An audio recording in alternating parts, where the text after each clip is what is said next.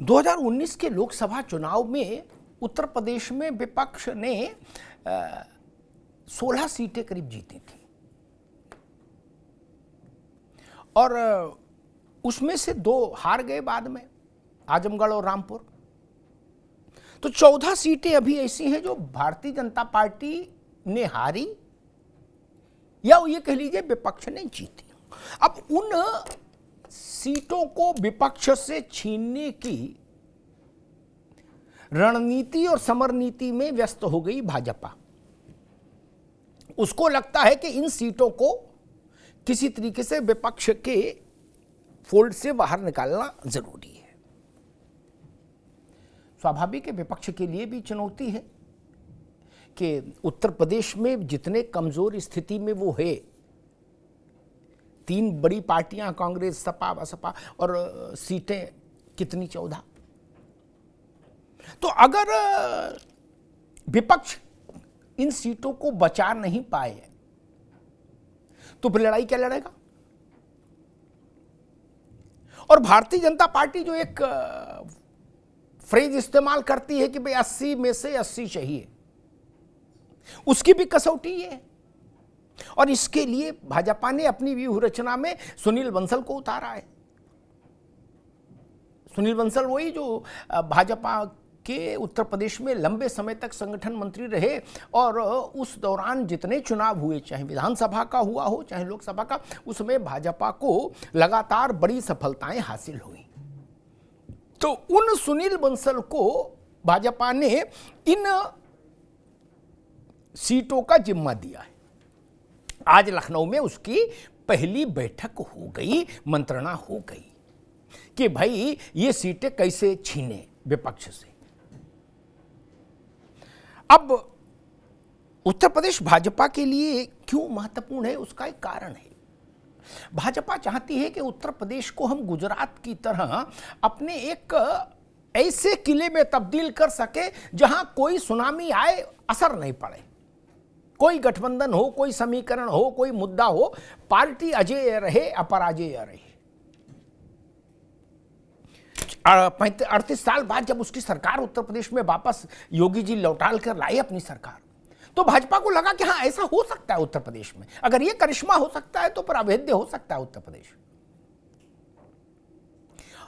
इसलिए भारतीय जनता पार्टी की इच्छाएं, आकांक्षाएं, हसरतें उत्तर प्रदेश में ज्यादा परवान चढ़ गई। उत्तर प्रदेश में अयोध्या भी है, उत्तर प्रदेश में काशी भी है और मथुरा भी है। इसलिए भाजपा की सबसे ज्यादा प्रयोगशालाएं उत्तर प्रदेश में ही है। उत्तर प्रदेश में योगी आदित्यनाथ जैसा मुख्यमंत्री है भाजपा के पास। और उत्तर प्रदेश महत्वपूर्ण है, इसका एक वानगी और ये देखिए कि राष्ट्रीय स्वयंसेवक संघ के सरसंघ चालक मोहन राव भागवत इतने देश के किसी राज्य में इतनी बार नहीं गए होंगे जितनी बार वो पिछले 1 वर्ष में लखनऊ में उत्तर प्रदेश के अलग अलग स्थानों में प्रवास किए हैं। और आज भी भागवत जी लखनऊ आए हैं 3 दिन के लिए। सरसंघ चालक का लगातार उत्तर प्रदेश में लगभग हर महीने प्रवास करना किसी न किसी स्थान में एक बड़ा संकेतक है कि राष्ट्रीय स्वयंसेवक संघ भी कोई चूक नहीं करना चाहता। और दूसरी तरफ समाजवादी पार्टी की अगुवाई में INDI है।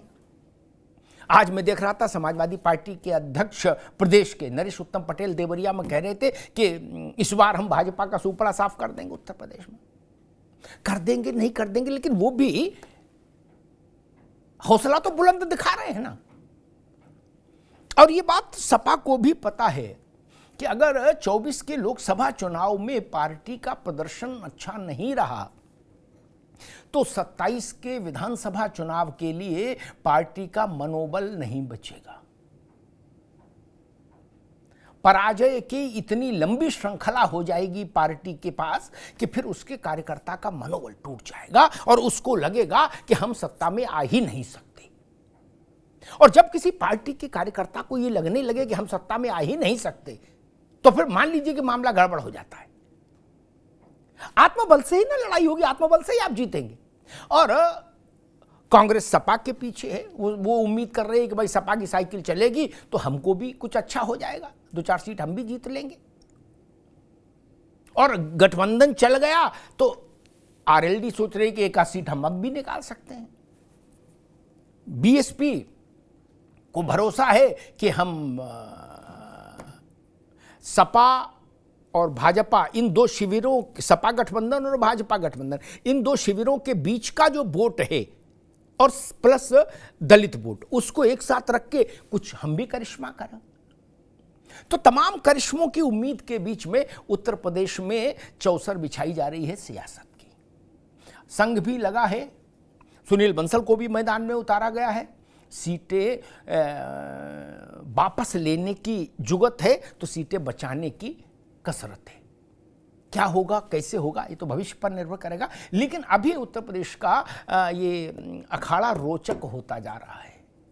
लोकसभा चुनाव में अभी 140 दिन के आसपास हैं, लेकिन उत्तर प्रदेश में सियासत हर रोज चंद्रमा जैसे बढ़ता है ना, हर रोज एक कला उसमें जुड़ती है, वैसे ही उत्तर प्रदेश की सियासत हर रोज और चटक होती जा रही है।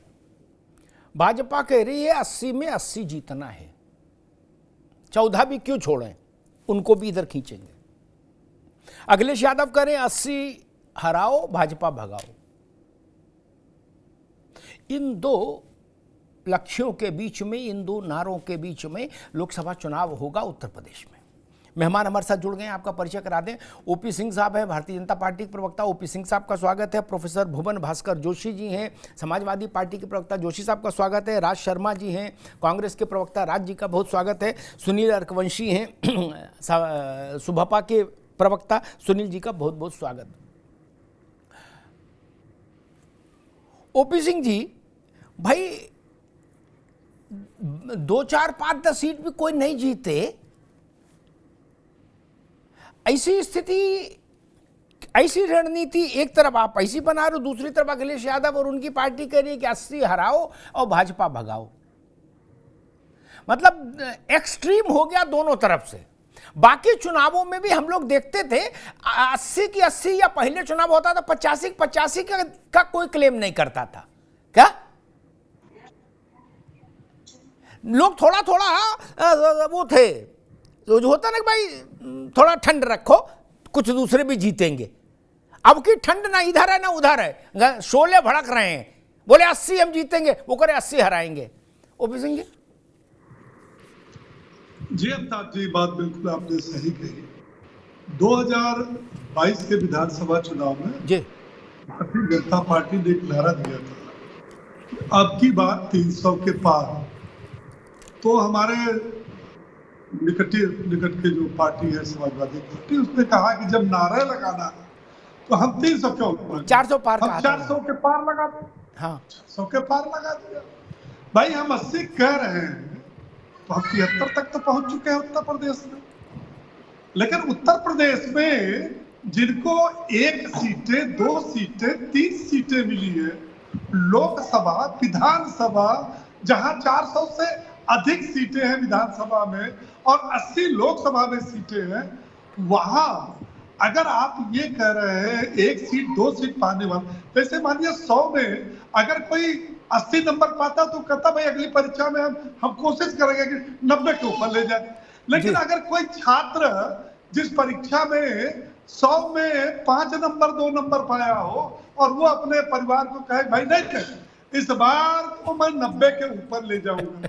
रही बात ये नारे की, 2014 से मैं डिबेट कर रहा हूं ताप जी। हर चुनाव में हर पार्टी दावा करती है। हमारे जो साथी बैठे हुए हैं समाजवादी पार्टी के, कांग्रेस के, देखिएगा अभी कितने कितने बड़े दावे करेंगे। वो कहेंगे साहब अब की हम जो है 80 का 80 लेंगे और केंद्र में हमारी सरकार बनाएंगे। तो आखिर 14 से कहते आ रहे हैं, 10 साल से जो टेप रिकॉर्डर बज रहा है, इस बार भी बजाते तो क्या दिक्कत है जी। ठीक, जी जब मैदान में हम जाएंगे, तब जब लास्ट बात जी, 2 बातें जी, हम मैदान में जाएंगे, हम जाएंगे, हमारे साथी Samajwadi party, Baspa party, Congress party, जितनी पार्टियां सभी, आप सभी जाएंगे, सब जनता के बीच में मुद्दों को लेकर के जाएंगे। अब सवाल इस बात का है कि कि जनता वो पहले वाली तो रही नहीं कि आपने जो नारा लगा दिया, आपने एमवाई का नारा लगा दिया, आपने पीडीए का नारा लगा दिया, आपने जो है मुसलमानों का नारा लगा दिया, हिंदुओं का नारा, इससे अब चलने वाला नहीं है।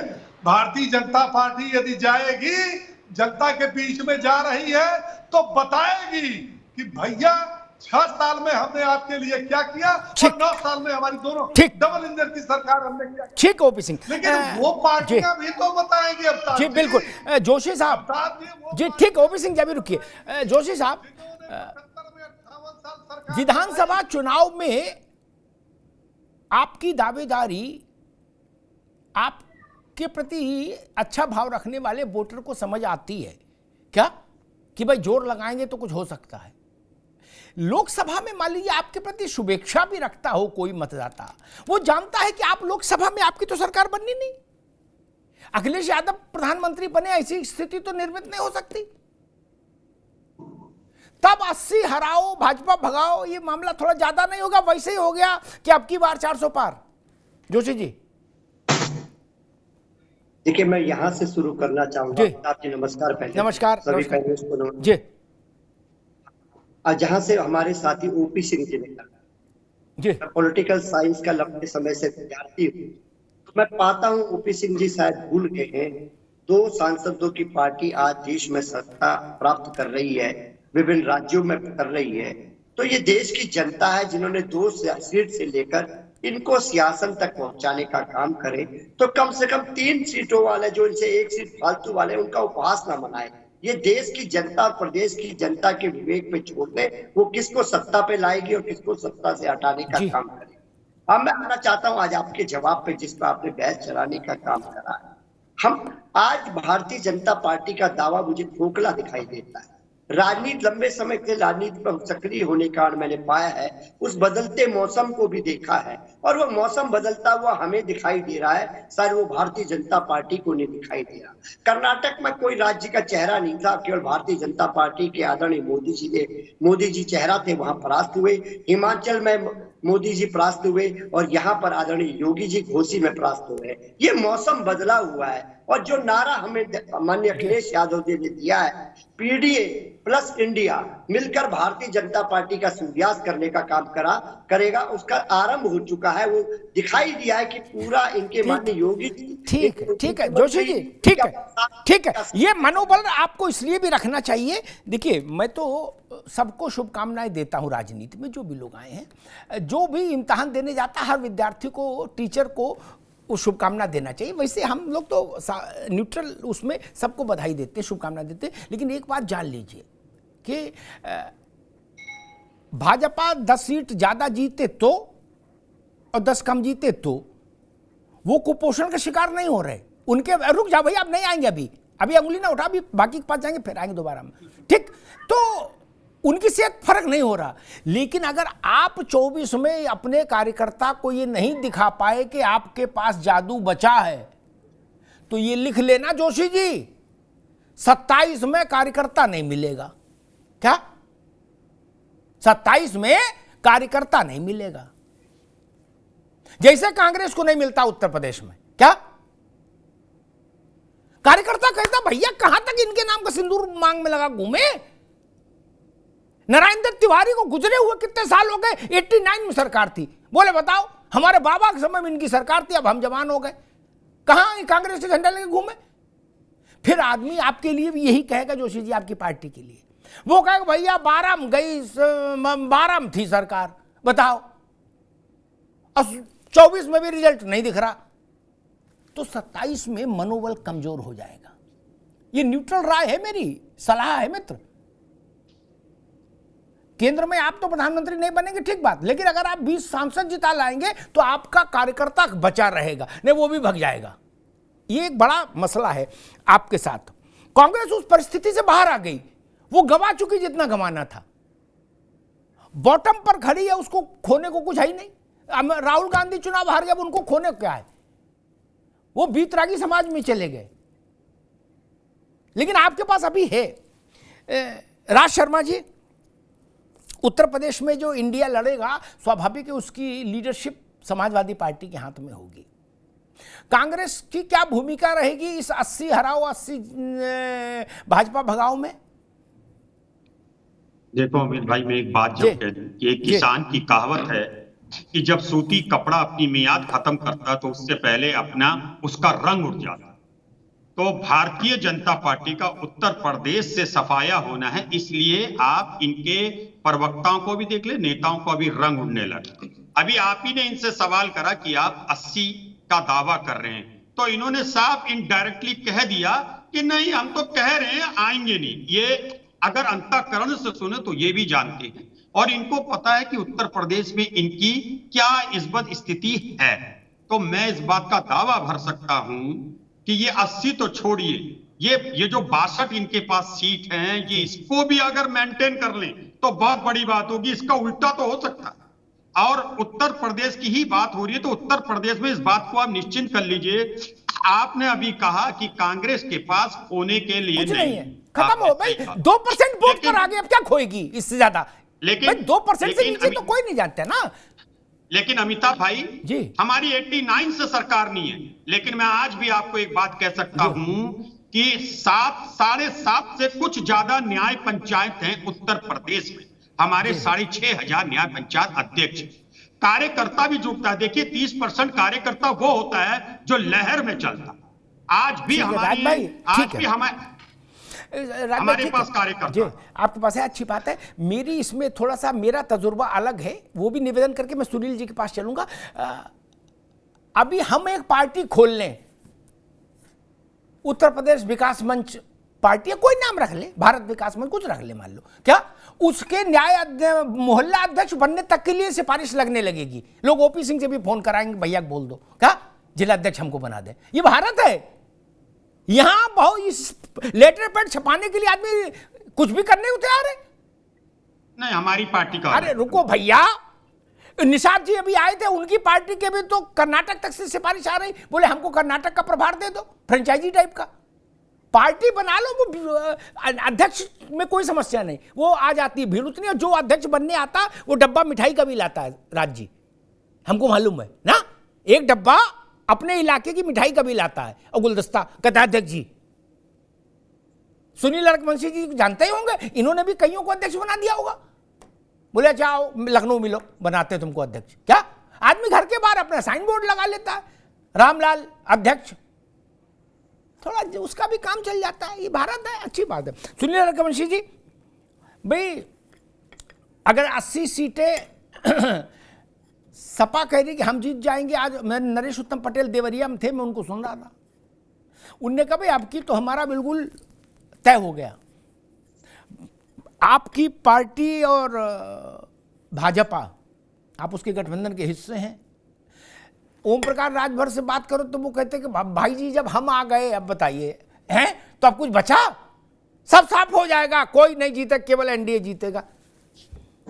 तो मतलब बहन जी को टेलीफोन कर दें कि भाई अब आप बंद कर दो अपना चुनाव लड़ना, क्योंकि 80 आप जीतोगे, 80 ये जीत जाएंगे, इतनी नहीं पूरी पड़ेंगे, फिर बाकी बसपा बाकी कहाँ जाएंगे? नहीं, 2022 के चुनाव में माननीय अखिलेश यादव जी नारा दे रहे थे कि उत्तर प्रदेश की विधानसभा में 400 सीट जीतने का दावा किया। तो दावा अखिलेश यादव का जनता ने किस तरीके से उनको दरकिनार करने का काम किया है सबने देखा है। और रही बात जी, तो एनडीए के गठबंधन में प्रकाश राजभर जी आए हैं, तब से जो सीटें जीतने का दम भर रही थी समाजवादी पार्टी, वो भी खत्म हो चुका है। इसलिए खत्म हो चुका है क्योंकि 47 से 125 तक पहुंचाने वाले पूर्वांचल की स्थिति पर जब हम गठबंधन में साथ में थे तो भारतीय जनता पार्टी को जिताने का काम किया था और समाजवादी पार्टी में आए तो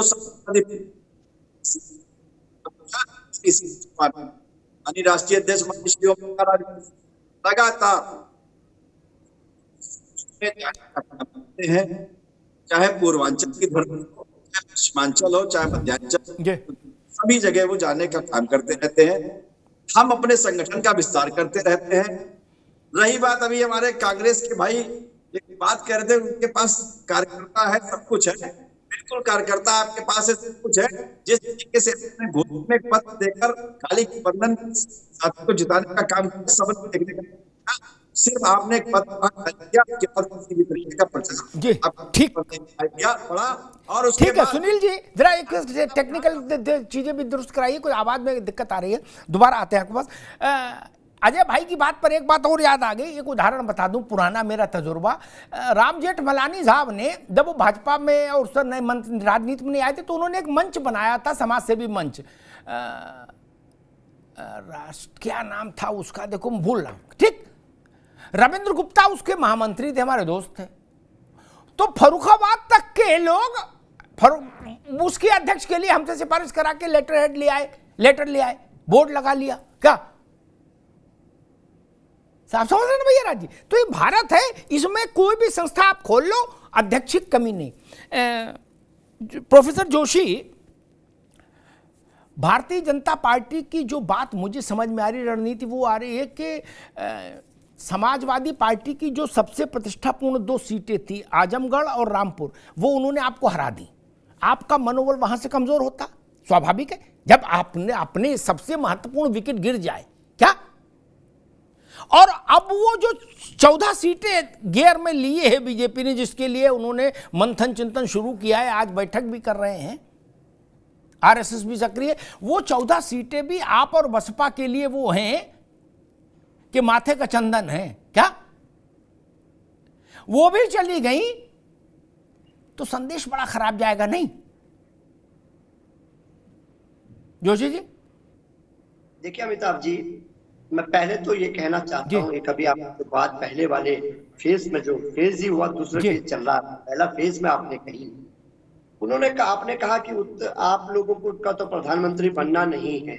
जी हाँ। यानी कि सीधे आप तो रेस में हो ही नहीं, आपका कहने का मतलब ये था। मैं थोड़ा सा प्रेरणा लेने का, एक राजनीति शास्त्र का विद्यार्थी होने का अध्ययन रहता हूँ, और मैंने अध्ययन करके पाया कि माननीय चंद्रशेखर साहब का एक ही सांसद था। बहुत सारे, देवी गौड़ा, गुजराल साहब, मुरारजी देसाई, बहुत लंबी पीरियड थे जिनके बहुत सारे सांसद नहीं आते थे, लेकिन देश का प्रधानमंत्री बनने का काम करा। ये भारत की जनता है, भारत देश ऐसा देश है जहां पर जब जनता तय कर लेती है और प्रधानमंत्री बनता है। और वो जो नेता हमारे माननीय अखिलेश यादव जी ने कहा है कि जो 24 का जो चुनाव है, जोशी जी, मैं तो एक बात पूछा, वो तो खैर छोड़ दीजिए, उस पर तो मैं उत्तर दूंगा कि जनता तय करती है कैसे प्रधानमंत्री बनता है, वो हम बताएंगे, उस पर हम भी बोलेंगे। लेकिन मैं निवेदन ये कर रहा था, रामपुर और आजमगढ़ हारना छोटी बात है क्या? वो आपके लीवर और किडनी जैसे इलाके थे भाई, रामपुर और आजमगढ़। अमिताभ जी, जो बात आप कह रहे हैं वो किसी से छुपा नहीं। अगर राजनीति शास्त्र के विद्यार्थी होने के कारण मैं आपकी इस बात को डिनाई करूं तो कहीं ना कहीं मेरी पढ़ाई और मेरे 28 साल के राजनीतिक जीवन में भी प्रश्न उठता है। लेकिन आज आंखों में पट्टी बांध के हम लोग भारतीय जनता पार्टी का गुणगान करें, भारतीय जनता पार्टी की तारीफ करें, कसीदे पढ़े कि आज इनके 10 साल के जो मैनिफेस्टो उन्होंने चमचमाता हुआ था, क्या देश को काले धन की बात हुई थी, 2 करोड़ नौकरी की बात हुई थी, और बात हुई थी कि किसानों की आय दुगनी होने की हुई थी, मनी को वापस आने की हुई। ये मैनिफेस्टो को भी लोग याद, बिल्कुल ये मैनिफेस्टो रहेगा। ठीक है, ठीक है जोशी जी, ओपी सिंह जी आपके पास आ रहा हूं। उन्होंने कुछ बताया है कि आपके मैनिफेस्टो को लोगों को याद है, लेकिन जोशी जी एक बात आपके लिए कहूँगा, बाकी जवाब ओम प्रकाश सिंह देंगे, कि ये मैनिफेस्टो लेके आप आजमगढ़ गए थे ना, रामपुर गए थे ना, वो तो इलाके आपके थे। रामपुर में 52% तो माइनॉरिटी था, वहां आपने ये सब नहीं बोला था ना? ये तो सोच लो भैया, तब तो बोलो, वहां भी ये सब बोल चुके हो आप, नतीजा सामने आ गया नहीं। ओपी सिंह जी वो कह रहे हैं कि हवा बदल रही है, चेहरे बदल रहे हैं, और राज शर्मा जी कह रहे हैं कि सूती कपड़ा जब खत्म होने को होता तो पहले रंग उड़ जाता है उसका।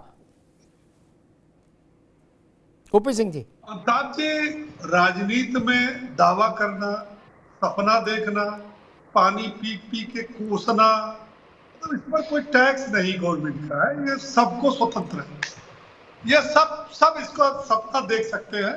और हम समझते हैं कि हर चुनाव के पहले हर पार्टी की अपनी रणनीति होती है, हमारी पार्टी की अपनी रणनीति है। देखिए, महिलाओं के सशक्तिकरण के लिए हमने नारी शक्ति बंधन अधिनियम ले आया। जी लोगों में क्रेडिट लगने की होड़ लग गई साहब कि ये तो हमने साहब 2010 में भी लाया था, और उन लोगों में भी होड़ लग गई जिन्होंने उस समय दो बातें कही थी।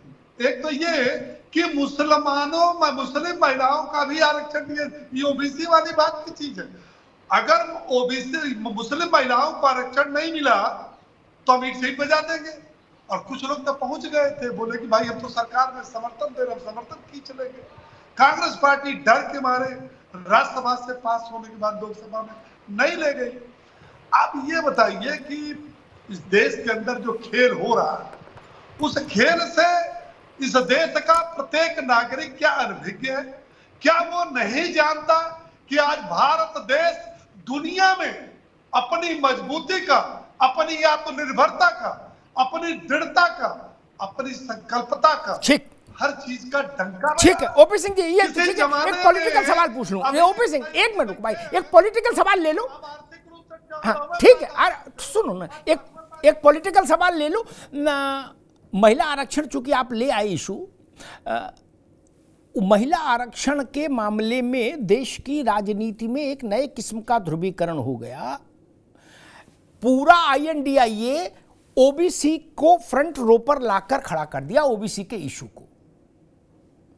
ठीक, right from Sonia ji to Akhilesh Yadav, Tejashwi, OBC OBC OBC. और ओबीसी का मतलब देश की बहुसंख्यक आबादी। ओपी सिंह की बात तो है ना जी?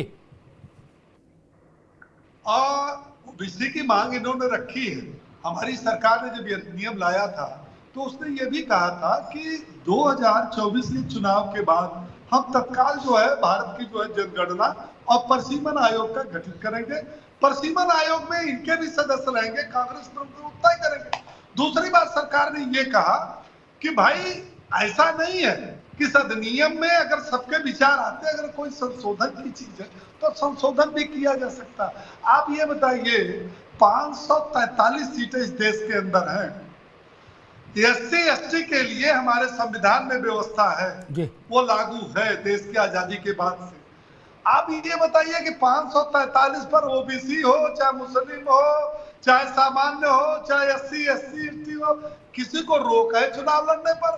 कुछ लोग जो है कह रहे हैं कि मुसलमानों को जो है मिलना चाहिए।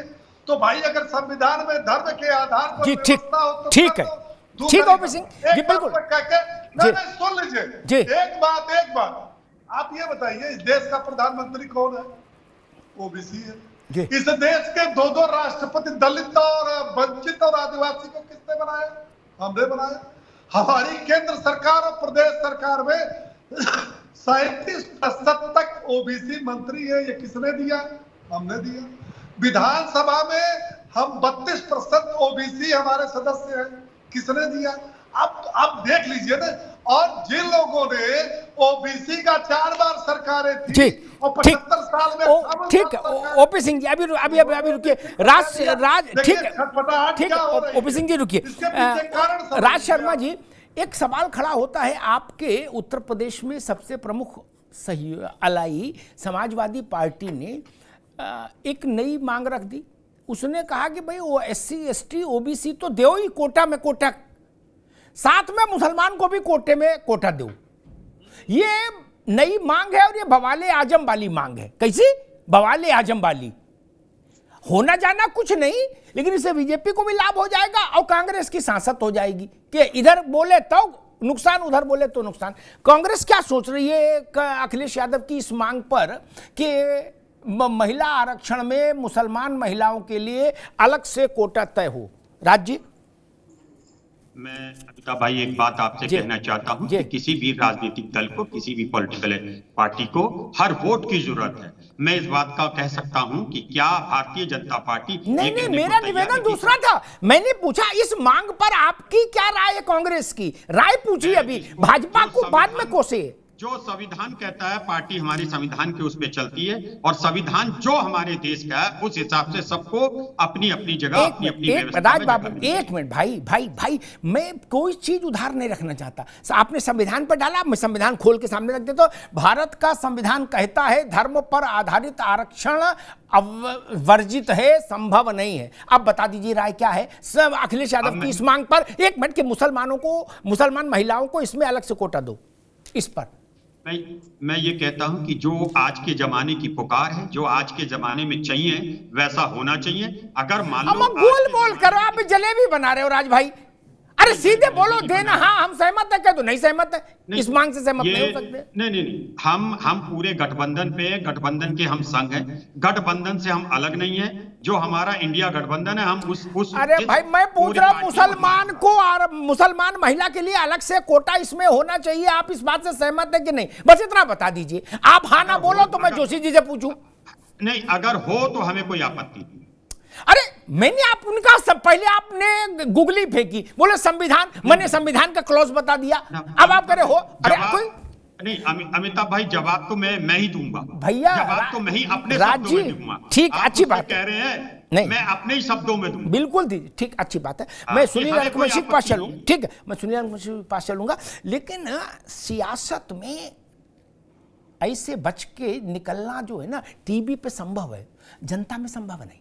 क्या टीवी तो आजादी का खेल है, इससे ज्यादा लोकतंत्र कहां है? चाहे जो बोल के निकल जाओ, यहां कोई पकड़ा धकड़ी तो होने नहीं।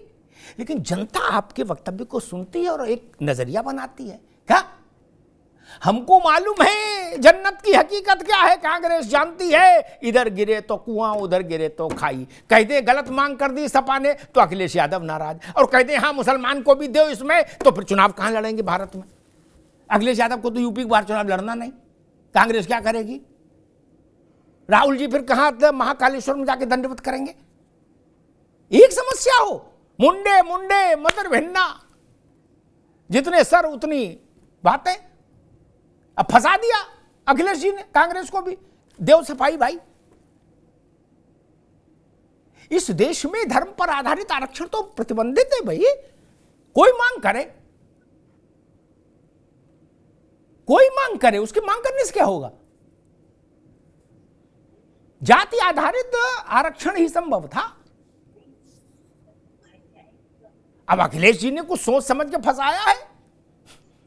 गुत्थी अगर फंसाई है तो राजनीतिक परिवार से आते हैं, वो कुछ सोच समझ के फंसाई होगी। हो सकता है कांग्रेस को लपेटने के लिए फंसा दी हो, क्योंकि ये तो वो भी जानते हैं कि इस मांग से भाजपा को लाभ है। ओपी सिंह जी के भाजपा के कार्यालय में इस मांग से लड्डू बट गया, मुझे आप मालूम है कि बटा। बोले भैया आप अच्छा रहा, यूपी में मजा आ जाएगा, हम हर मंच से पूछेंगे कि मुसलमान को आरक्षण देना चाहते हैं। क्या तो भाजपा के लाभ वाली बात तो हो गई, फिर फंसाने के लिए किसको दिया? कांग्रेस। यही तो मैं सब कह रहा हूं मित्र। उत्तर प्रदेश में जब भी हिंदू मुसलमान पर ध्रुवीकरण करने की कोशिश होगी तो कांग्रेस साइडलाइन हो जाएगी। क्या कांग्रेस को रिक्शे से उतरना पड़ेगा? एक रिक्शे पे सपा चलेगी, एक पे भाजपा चलेगी। क्या कांग्रेस से कहेंगे आप पीछे आओ, अगर हिंदू मुसलमान पर चुनाव गया? ठीक। सुनील रकमशी जी, जो चीज हो नहीं सकती उसको किस रणनीति के तहत बोला गया? अच्छा ये बात तो मुसलमान भी जानता है कि हमको आरक्षण नहीं मिल सकता। ओबीसी में भारत में 2633 या 63 जातियां हैं सेंट्रल लिस्ट में, उसमें बहुत सारे मुस्लिम हैं, लेकिन वो मुस्लिम के कारण नहीं है, वो अपने पेशे और गरीबी के कारण है। क्या तो जब एज ए मुस्लिम रिजर्वेशन हो ही नहीं सकता तो अखिलेश जी को ऐसा तो नहीं पता नहीं हो? फिर आपकी समझ क्या कहती, उन्होंने क्यों सिक्का उछाला है?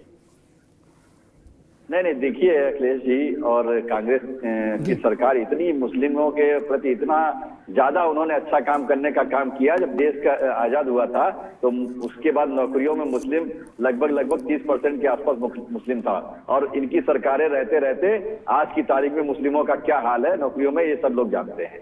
रही बात अखिलेश यादव जी, मुस्लिमों के हिमायती तो बनते हैं, मगर आजम खान जी जब जेल में बंद होते हैं तो उनको मिलने तक जाने का काम नहीं करते। ये सिर्फ एक उनका स्टंट है। एक तरफ इस तरीके की भाषा का प्रयोग करते हैं और वहीं दूसरी तरफ सनातन के ऊपर कुठाराघात करने के लिए स्वामी प्रसाद मौर्य को पाले पड़े हैं और अपने आप जाके न्यायमिषारण्य में 108 मंत्राचरण करने का काम करते हैं। तो अखिलेश जी खुद ही नहीं समझ पाते हैं और वो कंफ्यूज हो चुके हैं कि अब हम करें तो क्या करें। वो हर तरफ भागने की कोशिश कर रहे हैं। और रही बात उत्तर प्रदेश के अंदर 80 सीटों पर, अखिलेश यादव जी ये कभी नहीं चाहेंगे कि हम 50 सीटों से नीचे चुनाव लड़ने का काम करें। तो वो कांग्रेस को तो वैसे भी जमीन देना नहीं चाहते उत्तर प्रदेश में, क्योंकि उनको पता है कि हम यहाँ पर सबसे बड़ी ताकत है, हम यहाँ पर 50 सीटों से अधिक लड़ने का काम करें और कांग्रेस के पास एक भी सीट यहाँ पर आने का काम ना हो, इस तरीके की सीटें देने के मूड में अखिलेश यादव जी है। रह गया आरएलडी, उनके पास आरएलडी भी चाह रहे कि हमको 20-22 सीटें मिले, तो अभी तो झगड़ा इनका इस सीटों पर ही होने लगेगा। तो मुस्लिम वोट को लेकर ये जो दिखावा करने का काम करते हैं कि हम ही हिमायती हैं, मगर अब मुस्लिम भी कहीं ना कहीं एनडीए को वोट करने वाला है। सोहेल देव भारतीय समाज पार्टी के राष्ट्रीय अध्यक्ष लगातार मुस्लिमों के भी संपर्क में रहते हैं, उनके भी दुख सुख को करने का काम करते हैं, तो उनके पास भी वोट आने का। सुनील बाबू, ठीक है। जोशी साहब ये कह रहे हैं, ओम प्रकाश राजभर की पार्टी कह रही है कि भाई अखिलेश जी कंफ्यूज हैं, वो समझ ही नहीं पा रहे कि देवबंद में बैठ जाएं या नैमिषारण्य में जाएं। देखिए मैं वो कभी देवबंद जाते, कभी नैमिषारण्य जाते। क्या ये प्रतीक है? मतलब स्थान को नाम से मत जोड़िए, प्रतीक मैंने बताया जी। मैं समझता हूँ जी। मैं इनके अनुसार ही चले जाता हूँ। अगर ये कहते हैं कि माननीय अखिलेश यादव जी कंफ्यूज है और कंफ्यूज के बाद वो घोसी का चुनाव जीत जाते हैं और एक प्रदेश के सबसे बड़े नेता के मुंह पे टेप लगाने का काम करते हैं, तो मुझे लगता है तो ये अगर इनकी भाषा में जो इन्होंने शब्द हमारे नेता के लिए कहा है तो बहुत अच्छा हुआ है। इनके शब्द बिल्कुल अच्छे हैं। हम ऐसी 50-60 हजार वोट से हराते रहे इनको। इनके प्रदेश के नहीं, देश के सबसे बड़े बोले नेता को टेप लगाने का काम घोसी की जनता ने करा है। और अगर इनको हमारे नेता कंफ्यूजन दिख रहा है और हमारी जीत हो रही है तो हमको कंफ्यूजन मुबारक, हमको जीत मुबारक और इनको बड़बोलापन मुबारक। ठीक जोशी साहब, एक जब योगी की सरकार बनी थी, ठीक है ना, एक उदाहरण सामने रख दूं, सबके काम का है, तो गोरखपुर और केशव मौर्य के इस्तीफे के कारण खाली हुई सीट पर चुनाव हुआ, बाई इलेक्शन। ठीक, दोनों जीत, भाजपा गई हार। क्या तब भी सपा ने ये कहा था कि भाजपा खत्म हो गई, 13 ही हो गई जी, बरसी भी हो गई, खत्म हो गई, फिनिश्ड। क्या उसके बाद से जितने चुनाव हुए लोकसभा विधानसभा के, सब भाजपा जीतती जा रही है? नहीं। तब क्या कहेंगे आप? एक घोसी की बता रहे हो। अमिताभ जी, मैं इसलिए ये बात को बार बार कह रहा हूँ से जो मैंने अभी कही है जी, क्योंकि मैं देखता हूँ जब हम चुनाव हार जाते हैं और अधिकतर पत्रकार, मेरा रोज ही का काम है, मैं फुल टाइमर पत्रकार भी और राजनीतिक विश्लेषक भी, भारतीय जनता पार्टी के तौर विपक्ष तो हमारा अधिकार बनता है हमारी बुराई करने का, वो सारे तोप गोले बारूद लेकर माननीय अखिलेश यादव जी पे चढ़ जाते हैं। लेकिन घोसी के हार के बाद भी वो सत्ता, वो मठाधीश, सारे पत्रकार से लेकर विश्लेषक तक, विरोधी तो चलो बात थी, वो आज भी बधाई का बौ और तारीफ का तो नहीं कहते माननीय अखिलेश यादव की 50,000 की वोट से हराया और प्रदेश के सबसे बड़बोले नेता को जी। ठीक जोशी जी, एक करेक्शन कर दें ताकि जिस दिन घोसी का चुनाव परिणाम आया 5 तारीख, ठीक, मेरे ट्विटर के अकाउंट पे जाइए, 5 तारीख को मैंने क्या बोला वहां उपलब्ध है, क्या ट्वीट किया वो भी उपलब्ध, देख लीजिए, पढ़ लीजिए। अगली बार जब मिलिएगा तो इस करेक्शन के साथ मिलिएगा कि अमिताभ जी को छोड़कर बाकी ने नहीं किया, ये ता और पा। क्या मैं भीड़ में नहीं चलता मित्र ना, और मेरे अंदर उतना साहस है। आप लोगों में तो साहस की कमी रहती है, मेरे अंदर कोई डिफिशियंसी नहीं रहती, सब में रहती है। आप अपनी पार्टी के लिए कुछ बोल के पार्टी में थोड़ी रह पाओगे, लेकिन हमें ऐसा कभी भय नहीं रहा मित्र। ये मठाधीश और ता और पा ये दूसरों के लिए इस्तेमाल करिए ना। मुझे क्या कहना था मैंने कहे उस दिन घोसी के दिन कहा था ना मित्र। इसलिए मेरा अनुरोध है एक नपने से सबको मत नापिएगा कभी, और मेरे साथ तो नहीं कम से कम, बाकी तो सब हरि अनंत, हरि कथा अनंता, कोई दिक्कत नहीं। ओपी सिंह जी, भाई आप और सपा के बीच में कुछ वो है कि भाई सब मामला ठीक दिशा में जा रहा था, ओबीसी पर लाइन सेट हो रही थी, भाजपा के लिए मुश्किल पैदा हो सकती थी ओबीसी पर लाइन आके टिकती महिला आरक्षण में, क्या आप उसके लिए कोई काट निकालोगे 3 महीने के भीतर? वो भी है, ठीक है, लेकिन चलो अभी उस बात में ज्यादा नहीं जाते, लेकिन संकट हो सकता था। तब अचानक से अखिलेश जी की पार्टी ने एक नया मुद्दा छेड़ दिया, बोले मुसलमान को आरक्षण दो। आप लोगों के यहां तुरंत काजू कतली बटने लगी, क्या बोले गुरु अब आ गया मजा, अब लाइन ठीक हो गई, क्या क्या कुछ मामला है, क्या है बताओ? ये बात तो INDIA भी नहीं कह सकता। कोई कह सकता है क्या भारत में कि मुसलमान को आरक्षण का कोटा फिक्स कर दो? नहीं ना। आंध्रा की असेंबली ने किया था, सुप्रीम कोर्ट ने टर्न डाउन कर दिया। तो ये क्या मतलब, इससे तो आप ही को लाभ हो सकता है और किसी को तो हो नहीं सकता, ना मुसलमान को ना हिंदू को, आपको लाभ हो सकता है। जी देखिए अवतार जी, लाभ हानि का मतलब इससे नहीं है। राजनीति में जो भी कदम उठाया जाता है लाभ हानि के लिए ही उठाया जाता है जी, चाहे उसकी परिभाषा जितनी गुगली घुमा के हो, लेकिन किया वही जाता है। सच्ची बात यही है। हाँ, ये भी पता है कि इस देश का बंटवारा जो हुआ था धर्म के आधार पर, और ये भी पता है कि 1947 से इस देश के अंदर जो राजनीति चल रही है वो आज भी जिंदा है। वो दूसरे रूप में जिंदा थे जिनके पास सत्ता थी। आज जिनके पास सत्ता नहीं है, कुछ कर नहीं सकते हैं, तो भाई इतने करेंगे कि सनातन धर्म को गाली देंगे, दिलवाएंगे, हिंदू धर्म को गाली देंगे, साधु संतों को गाली देंगे, हमारे गीता और रामचरितमानस को फड़वाएंगे, जहर उगलवाएंगे। दूसरी बात, हर पार्टी का आप कहते नहीं, हम जातिवाद की राजनीति नहीं करते, हम धर्म संप्रदाय की राजनीति करते, सब करते सब। हाँ। तो एक पार्टी ये बताइए कि उसकी जो उत्पत्ति हुई थी वो किस आधार पर उत्पत्ति हुई, जिसकी केंद्र में उत्पत्ति हुई, जिसकी प्रदेश में उत्पत्ति हुई, किस आधार पर उत्पत्ति हुई? और ये बताइए, दूर की कौड़ी छोड़िए, आप ये बताइए कि 2022 में नारा क्या लगा था? MOI।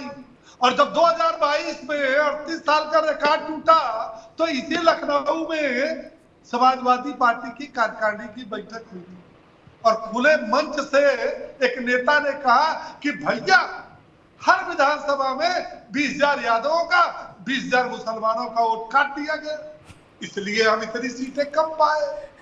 तो एक नेता का 3 दिन चुनाव आयोग ने प्रतिबंध लगा दिया।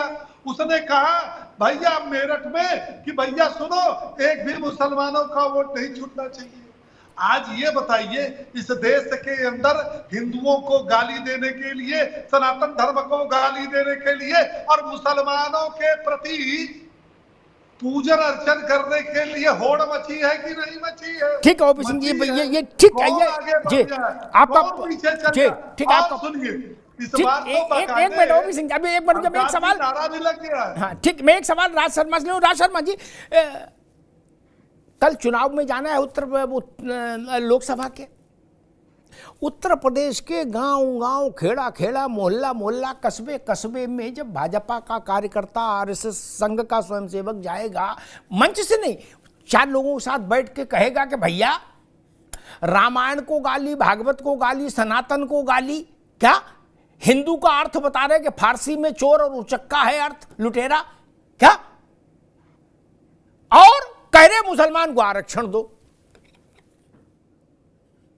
तो वहां तो INDIA का फेस अखिलेश यादव जी है। तब कांग्रेस मान लो 2-4-5 जगह कहीं ठीक चुनाव लड़ भी रही होगी तो कैसे वोट हासिल करेगी?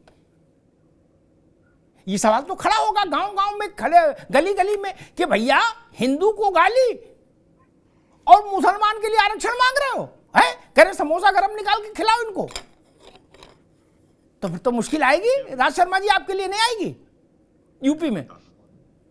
देखिए अमिताभ भाई, जैसे ये ओपी भाई कह रहे हैं, ये लोग करते हैं फेसलेस। ये सनातन धर्म को कोई गाली नहीं दे रहा, हम भी रोटी खाते हैं, ये गलत समझते हैं। आप ये बताइए, सनातन धर्म को मैं नहीं मानता कि हम गाली दें। सनातन धर्म था और सनातन धर्म अमर रहेगा, मैं इस चैलेंज करके कह सकता हूं। लेकिन ये लोग क्या जवाब देंगे जो अपने को सनातन धर्म के सबसे बड़े योद्धा मानते हैं और सनातन धर्म की लड़की को रात के 1 बजे जला देते हैं। अरे 1 बजे जलाया तो जलाया, लेकिन जब लाश नहीं जल रही थी तो इन्होंने डीजल डाल दिया। तब सनातन धर्म कहां गया था? जब जंतर मंतर में सनातन धर्म की लड़कियां बैठी थी, उनको पिटवाया पुलिस से, तब सनातन धर्म कहां गया था? आप ही के राजभर साहब गालियां बकते हैं, तब कहां गया था? आप ही के मांझी साहब गालियां बक देते हैं, तब कहां गया था? तो ओपी भाई, मैं दावे के संग कह सकता हूं कि आप लोग सिर्फ इसी चीज में रहते हो। कौन दे रहा सनातन धर्म को गाली? बताइए आप, किसने दे दी आपको? किसने राम को गाली दी? बोलिए मेरे संग जय सिया राम, बोलिए जय सिया राम। है फिर क्या दिक्कत है बताइए? ओपी भाई, मैं पहले भी आपसे कह चुका हूं कि आप गलत जगह पे गलत बातें मत कहा करो। आप लोग पहले सच कहना सीखिए, झूठ के पुलिंदा कभी ना बनिए आप।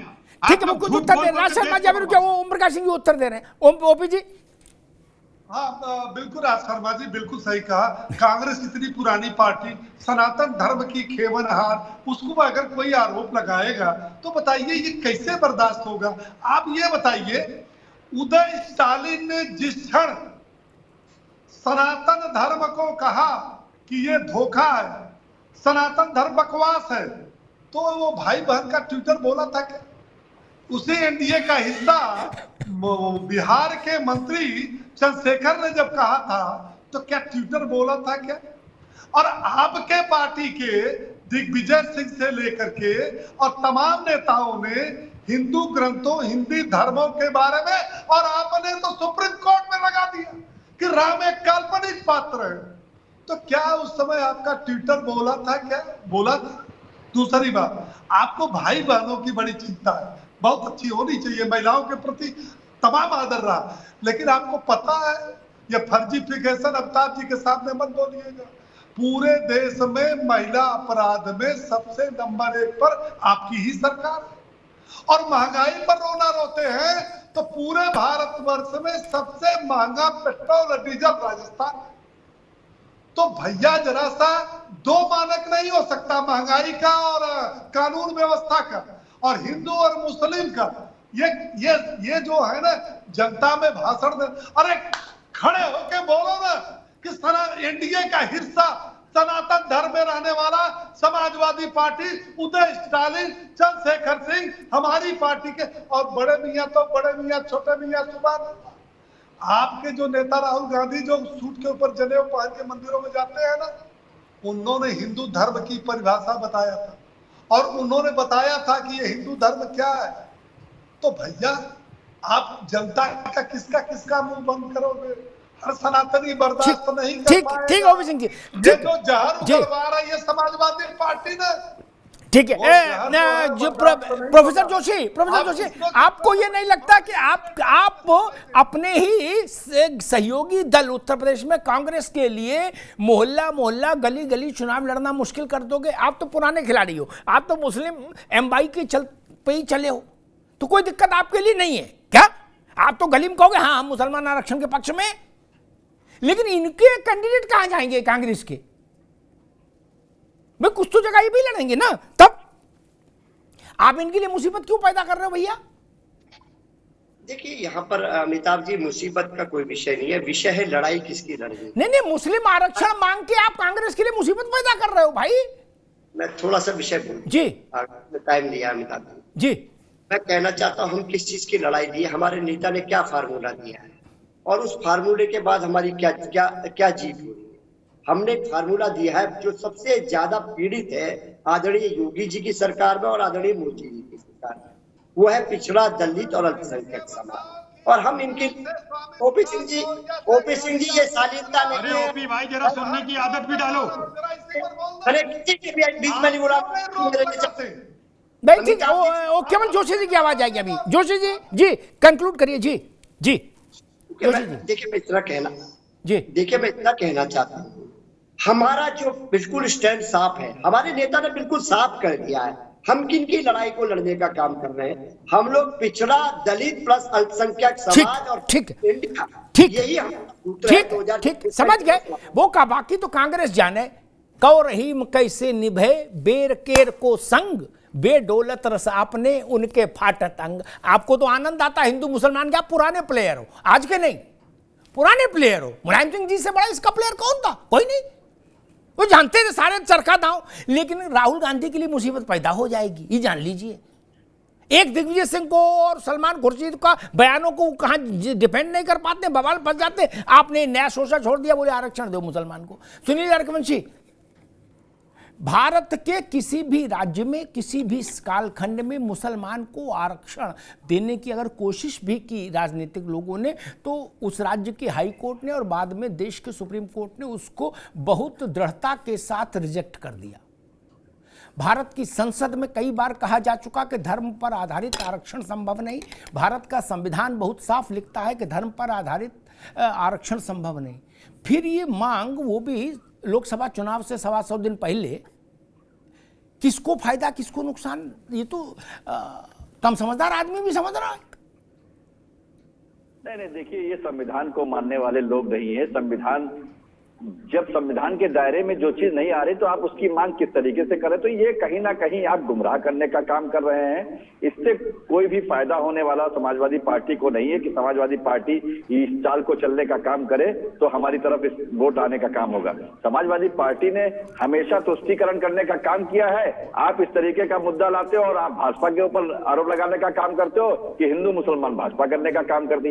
एक तरफ आप मुस्लिमों के लिए आरक्षण मांगने का काम करते जो संविधान में इधर नहीं। तो सभी लोग जान चुके हैं कि अब आप जो संविधान के खिलाफ बोलने का काम करते हो, संविधान में जो चीज आ नहीं रही उसकी मांग उठाने का कोई मतलब नहीं है। इनको अब जनता दरकिनार करने का काम करेगी।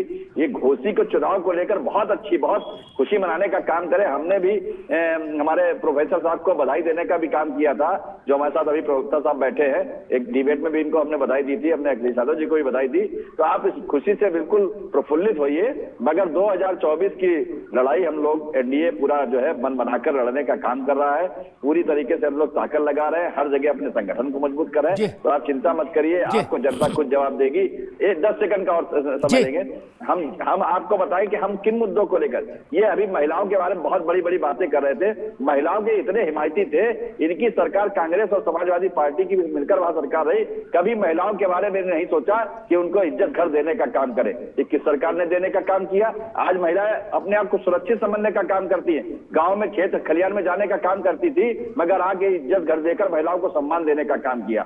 आज जो 33% आरक्षण का बिल लाए, इसका भी विरोध करने का काम किया था। मगर अब जब ये बिल पास हो गया, अब आप वोट तो वहां कर देते हो, मगर आप कहीं ना कहीं ऐसा एक शिगुफा लाने का काम करते हो जिससे लोग कंफ्यूज होने का काम करें। तो अब ये कंफ्यूजन चलने वाला नहीं। अब जनता जान चुकी है। अब महिलाएं अपने हक अधिकार जो मिलने वाला था उनको मिला हुआ है। रही बात कब लागू होगा, जो कमियां हैं वो भी सुधरेंगी। तो थोड़ा धैर्य रख के सारा कुछ अच्छा होगा। ठीक सुनील बाबू, मुझे याद है 2010 में लालू जी ने कहा था, राज शर्मा जी, इसीलिए मैंने कहा बेडौलत रस आपने उनके फाटा तंग। आप राष्ट्रीय पार्टी हो, आपके लिए बड़ी समस्याएं ये लोग पैदा कर रहे हैं। लालू जी ने कहा था 2010 में, मनमोहन सिंह की सरकार थी, कि हम मैडम को बता दिए, उनके शब्द सुना रहा हूं, हम मैडम को बता दिए लालू यादव की लाश पे आरक्षण का बिल पास होगा लोकसभा में, जान लीजिए। सरकार गिरा देंगे, सरकार। क्या? मुलायम सिंह जी आए फिर माइक पर, उनने कहा समर्थन वापस ले लेंगे, 1 मिनट नहीं सोचेंगे। क्या? कांग्रेस ने कहा रहने दो, छोड़ो, नहीं लाते बिल। क्या?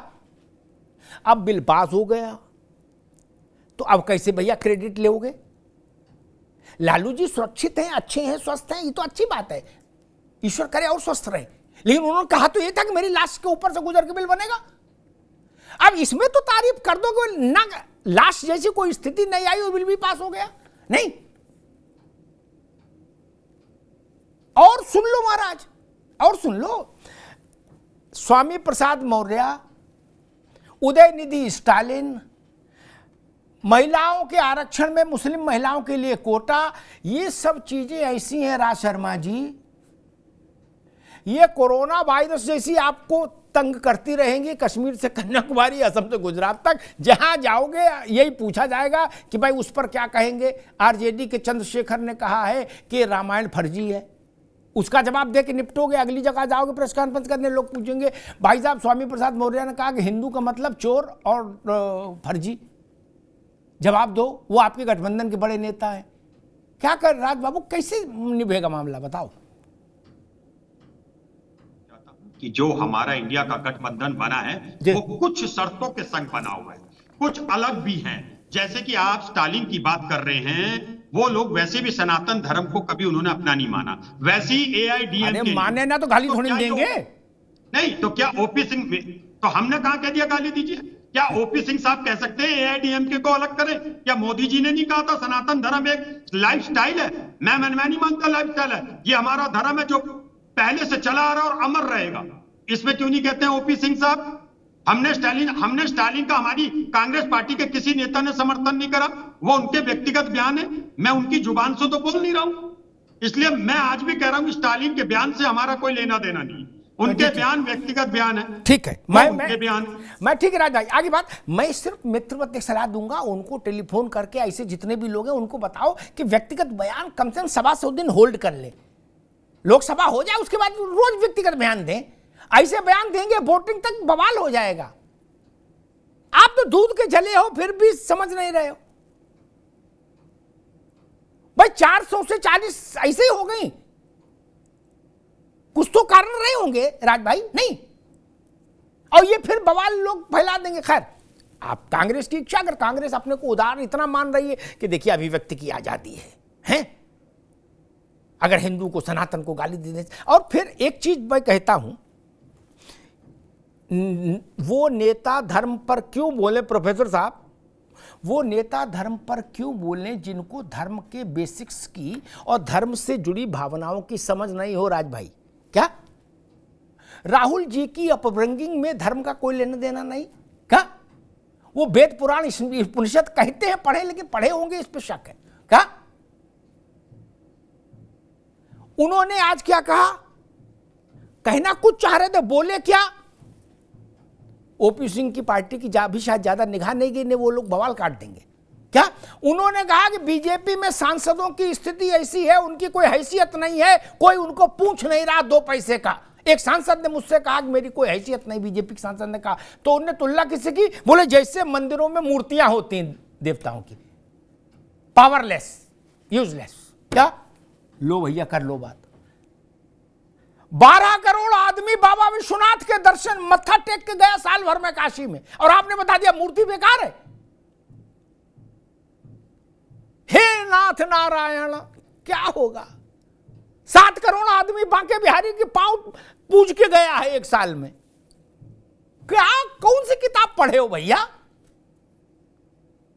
ये तो बता दो भाई, कौन सा इंटरनेट से क्या खोज के लाए हो? क्या बवाल है, क्या समस्या है? प्रोफेसर साहब, हिंदुस्तान में ये कौन कहने का दुस्साहस कर सकता है?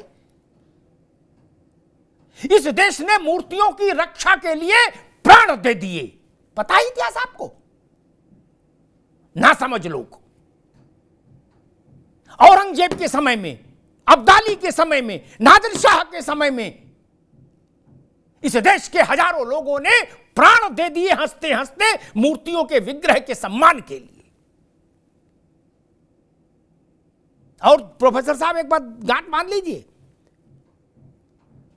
ज्ञान वापी में कुएं में बाबा विश्वनाथ का सेवक, आचार्य, पुजारी शिवलिंग लेकर कूद प्राण दे दिए थे, समुद्र कुएं में समा गया था उस शिवलिंग की सुरक्षा के लिए। आपने कह दिया कि जैसे मूर्तियां होती हैं वैसे मोदी ने अपनी पार्टी में एमपीओ को बना दिया यूजलेस, पावरलेस। ये बोलने की क्या जरूरत है आपको? ऐसा क्यों बोलते हो?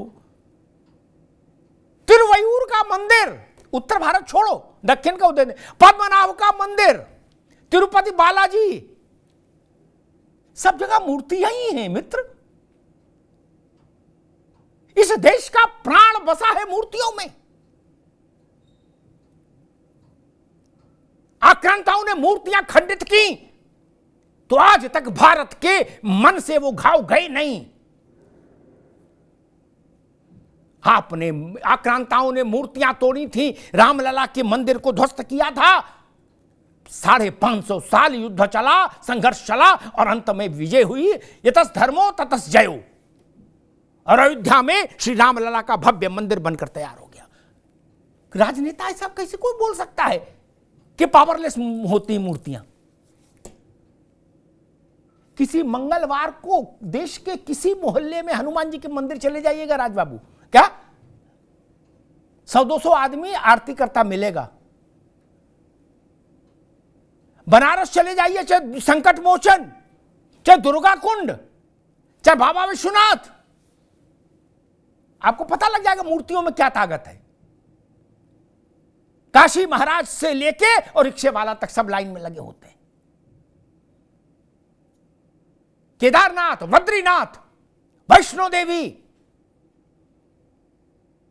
मेहंदीपुर बालाजी, सालासर, एक उदाहरण गिनाऊं, मैं 1000 उदाहरण दे सकता हूं।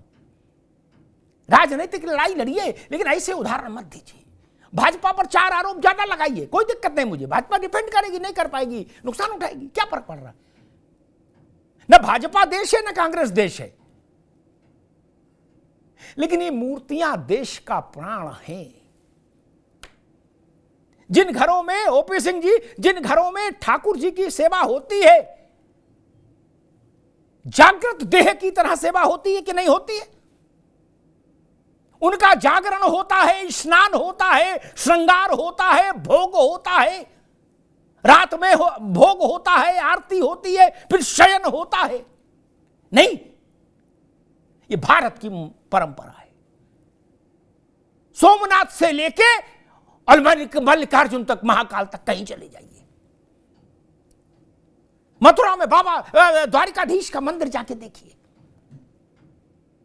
जहां बांके बिहारी की दिव्य मूर्ति विराजित है। एक झलक, पर्दा हटता, एक झलक मिलती है राज भाई, हजारों की भीड़ पागल हो जाती है, उन्मत्त हो जाती है और नारा गूंजता है, बोलो द्वारिकाधीश महाराज की जय। क्या ऐसा दृश्य किसी नेता के लिए नहीं होता भारत में? क्या कभी सुना किसी नेता के लिए ये लोग पागल हो गए? नहीं, वो तो कार्यकर्ता होते, उनको आप लोग रुपया पैसा देके लाते, वो नारे लगा देते हैं। क्या? लेकिन वो वहां बोलते हैं। बांके बिहारी चले जाइए, सैकड़ों लोग रोते दिखेंगे मूर्ति के सामने। ये बोलने की क्या जरूरत थी कि मूर्ति बना दिया है, जैसे मंदिर में मूर्ति होती है, आइडल्स। कौन लिखता है भाषण, कौन देता है इसी सलाह? सब लोग मिलके पहले इसी की खोज करो, कैसे भाषण कौन देता है, बता, इसे उदाहरण कौन उनको समझाता है? स्वामी प्रसाद मौर्य की तो समझ में आता है कि चलो उनकी समझ कम हो सकती है मौर्य की। राहुल गांधी देश विदेश घूमे, वो अभी राहुल गांधी ने एक बात और कही थी, प्रोफेसर साहब आप तो प्रोफेसर हो, राहुल जी ने एक बात कही थी कि मैंने वेद, उपनिषद, स्मृतियां, पुराण सब पढ़े हैं। ओपी सिंह जी, सब पढ़ने के बाद अगर ये नतीजा निकला कि मूर्तियां बेकार हैं, तब तो बड़ा मुश्किल है भैया। और अंत में कहूंगा, वृंदावन में रहना है तो राधे राधे कहना है। क्या? आप मंदिर जाओ नहीं जाओ आपकी मर्जी, लेकिन भारत में विग्रह की अवमानना संभव नहीं। राजेंद्र प्रसाद ने, राजी भारत के पहले राष्ट्रपति, राष्ट्रपति भवन में मंदिर बनवाया, रोज पूजा करते थे। साल में 18 दिन, 9 दिन, एक नवरात्र, दूसरी नवरात्र 9 दिन। प्रणब मुखर्जी राष्ट्रपति रहते हुए भी अपने गांव जाते थे, देवी स्थापना करते थे, 9 दिन वहां रहते थे नंगे पांव। भारत में मूर्ति का यह महत्व है। इसीलिए मुझे डर लगता है, भाजपा अपने पराक्रम से जो जीतेगी जीतेगी, बाकी आप लोगों के अखंड योगदान से भी जीतती है। अभी तो इनको चेतना नहीं आई, जिस दिन अब जब जी निकलेंगे बाहर और मथुरा में जाके कहेंगे कि बताओ राहुल जी कह रहे मूर्ति में कोई ताकत नहीं, उसका क्या असर होगा? अयोध्या को लेकर मैं वो देख रहा था आंकड़ा, पहले साल राज भाई, पहले साल 12 करोड़ भक्तों के आने का अनुमान है। क्या? एक इंटरनेशनल एजेंसी ने वो किया है आकलन, उसके मुताबिक कि पहले साल जो वो आमद होगी वो 12 करोड़ की होगी। क्या वो रामलला की मूर्ति ही देखने आएंगे ना, लूडो खेलने तो आएंगे नहीं। 12 करोड़ जितने आपको कुल वोट मिले 19 में, क्या? और काशी और अयोध्या के भक्त जोड़ दें एक साल के तो उतना तो वोट ही नहीं मिला आपको, कांग्रेस को। इसलिए मैं कहता हूं ऐसी बात मत बोलिए। आप 80 सीटें जीते, मेरी शुभकामनाएं, लेकिन चुनाव के खिलाड़ियों को चाहिए सनातन और भारत की आत्मा के साथ खिलवाड़ मत करिए। राजनीति का खेल खेलिए, वही बहुत आनंददायक है। एक दूसरे पर आरोप लगाइए, एक दूसरे का कुर्ता फाड़िए, हमको भी आनंद, आपको भी आनंद। लेकिन करोड़ों करोड़ लोगों की आस्था जिन मूर्तियों में है, उनके साथ प्रलाप मत करिए। ये प्रलाप महंगा पड़ेगा। धन्यवाद।